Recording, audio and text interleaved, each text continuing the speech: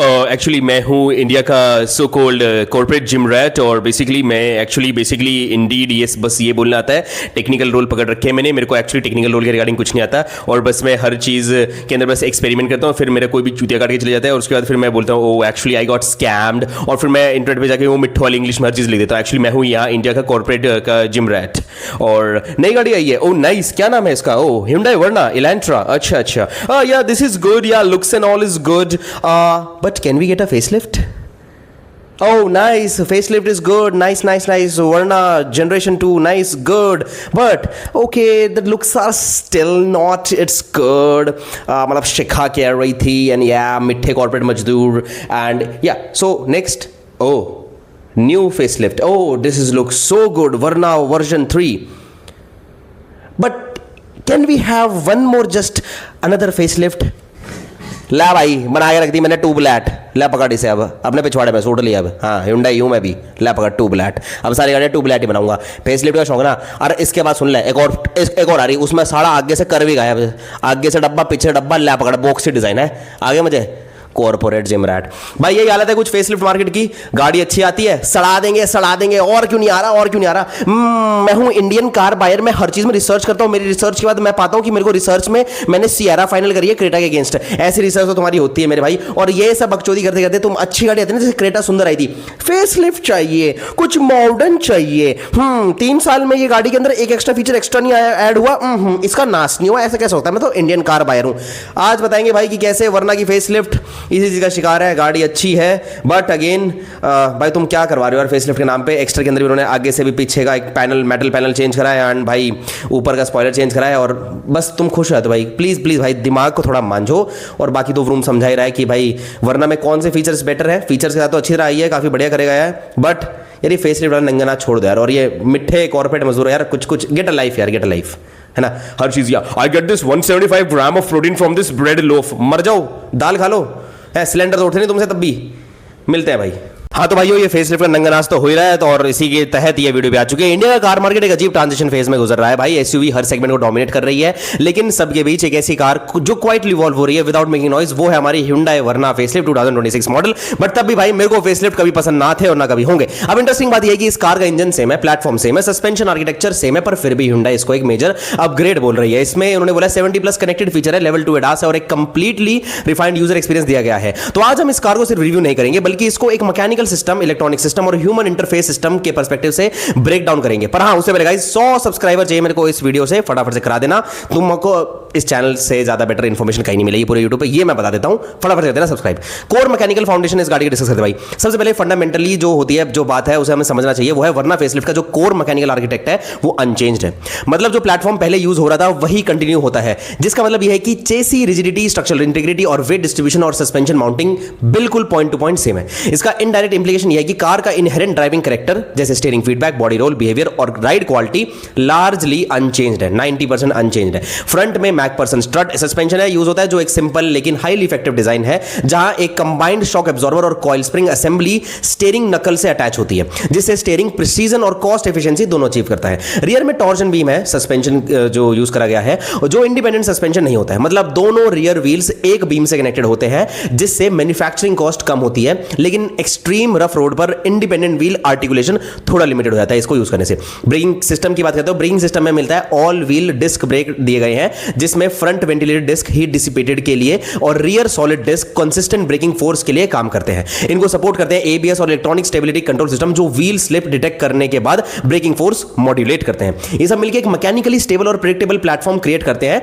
जो Indian highway condition के लिए ऑप्टिमाइज्ड है। अब ये होगी भाई वर्ना की पुरानी तारीफ, पर फिर से फेसलिफ्ट क्यों बनाया? चलो आते भाई इंजन और थर्मल कंबशन एनालिसिस पे भाई। अब इंजन की बात करते हैं तो यहां कोई चेंज नहीं है, लेकिन समझना जरूरी है कि ये इंजन ऑलरेडी काफी रिफाइंड और एडवांस है। 1.5 लीटर नेचुरल एस्पिरेटेड इंजन की बात करते हैं जो आ रहा है वर्ना में। इस इंजन में एयर डायरेक्टली एटमॉस्फेयर से इनटेक होती है बिना किसी फोर्स इंडक्शन के, जिसका मतलब है कि air fuel mixture naturally aspirated होता है और कंबशन प्रेडिक्टेबल होता है। इसका बेनिफिट होता है कि भाई हीट जनरेशन वर्ना के अंदर, इस वाले मॉडल के अंदर, एनए वाले इंजन के अंदर रिलेटिवली लोअर होता है, मैकेनिकल स्ट्रेस इस पे कम रहेगा और लॉन्ग टर्म रिलायबिलिटी ये वाला इंजन काफी ज्यादा देगा आपको वर्ना के अंदर, ठीक है। लेकिन ड्रॉबैक ये है कि भाई पावर आउटपुट लिमिटेड होता है जो एनए इंजन का होता है, और हाई आरपीएम पर ये मैक्सिमम परफॉर्मेंस मिलती है।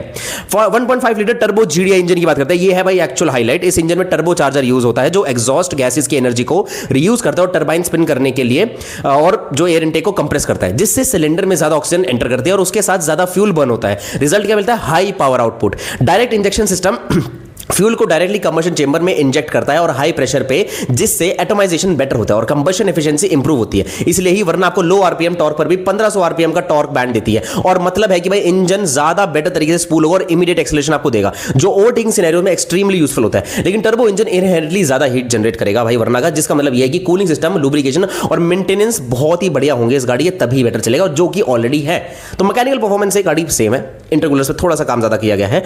पर अब बात करते हैं भाई मेन मसाले पर, 70 प्लस फीचर्स जो दिए गए हैं वो है क्या? ठीक है, सबसे इंपॉर्टेंट चेंज है भाई इलेक्ट्रॉनिक्स इस गाड़ी के। इस कार का सबसे बड़ा अपग्रेड है कि इसका कनेक्टेड इलेक्ट्रॉनिक इकोसिस्टम, जहां मल्टीपल ईसीयू लगे हुए हैं, कैन बस का जो नेटवर्क है और वो इंटीग्रेटेड है आपस में और वो फर्दर कनेक्टेड है ब्लू लिंक जो Hyundai का सिस्टम है और क्लाउड से कनेक्टेड है ये फाइनली में जाके। इसका मतलब यह है कि कार रियल टाइम में डेटा एक्सचेंज कर सकती है, vehicle health, location, engine parameter और रिमोट कमांड रिसीव कर सकती है। अगर तुम रिमोटली एसी ऑन करते हो तो ये एक्चुअली में एक कमांड क्लाउड के थ्रू जाकर गाड़ी के बॉडी कंट्रोल मॉड्यूल तक जाती है, जो कंप्रेसर और ब्लोअर सिस्टम को एक्टिवेट कर देता है। इसके अंदर जियो ट्रैकिंग और जियो फेंसिंग भी मिलती है। जियो फेंसिंग सेट है और कार बाउंड्री क्रॉस करती है तो जीपीएस मॉड्यूल सिग्नल सेंड करता है कि, और सिस्टम को भी अलर्ट करता है कि आपकी गाड़ी अपने जियो लोकेशन से चेंज हो रही है। ये सब मिलकर एक साइबर फिजिकल सिस्टम क्रिएट करते हैं जहां मैकेनिकल कार और डिजिटल इंटेलिजेंस इंटीग्रेट होते हैं। ये काफी बढ़िया बात है। ठीक है, अब बात करते हैं भाई ह्यूमन मशीन इंटरफेस की। इस बार वरना में आपको मिलता है डुअल 10.25 इंच डिस्प्ले सिस्टम और इसका मेन पर्पस सिर्फ एस्थेटिक नहीं है बल्कि ड्राइवर की कॉग्निटिव लोड को रिड्यूस करना है, जो हमारे XUV 7X जैसे छक्की गाड़ियों में बढ़ रहा है। जब इंफॉर्मेशन एक तरफ होती है तो ड्राइवर का बार बार ध्यान इधर उधर नहीं जाता है, जिससे रिएक्शन टाइम इंप्रूव होता है। वॉइस कमांड सिस्टम ड्राइवर को बिना स्टीयरिंग छोड़े कमांड एग्जीक्यूट करने देता है, जिससे डिस्ट्रैक्शन के बिना भी वरना के अंदर सिग्निफिकेंटली आप सारे कंट्रोल यूज कर सकते हो। वायरलेस कनेक्टिविटी इंश्योर करता है ये स्मार्टफोन के थ्रू और सीमलेसली इंटीग्रेट भी हो जाता है, जो Hyundai का टेक हमेशा रहा है कि उसमें कोई दिक्कत नहीं है। Hyundai के इलेक्ट्रॉनिक्स सबसे बेस्ट होते हैं। ठीक है, अब बात करते हैं कंफर्ट, थर्मल और अर्गोनॉमिक इंजीनियरिंग की। वेंटिलेटेड सीट्स एक एक्टिव कूलिंग सिस्टम है जहां सीट फोम के अंदर से फैन एयर फ्लो सर्कुलेट करती है, ये हम सबको पता है, जिससे बॉडी हीट डिसिपेट होती है और स्वेट एक्यूमुलेशन रिड्यूस होता है।